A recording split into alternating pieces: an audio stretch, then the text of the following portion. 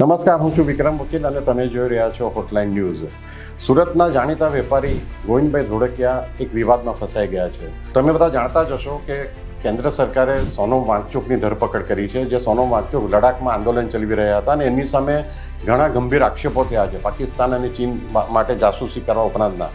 હવે આ જ સોનમ વાંગચુકને 3-4 વર્ષ પહેલાં ગોવિંદ ધોળકિયાના માતાજી એટલે એમનું નામ છે સંતોકબેનના નામનો એવોર્ડ ગોવિંદ ધોળકિયાના કુટુંબે આપ્યો હતો. હવે લોકો પૂછી રહ્યા છે કે જો સોનમ વાંગચુક એક વખત એવોર્ડને લાયક હતા તો આજે એમની જ સરકાર, ગોવિંદ ધોળકિયા પોતે રાજ્યસભામાં આજે સાંસદ છે, તો એમ ભાજપ સરકાર સાથે ખૂબ નજીક છે, તો એ જ ભાજપ સરકારે આજે સોનમ વાંગચુકને જેલમાં મોકલ્યા છે.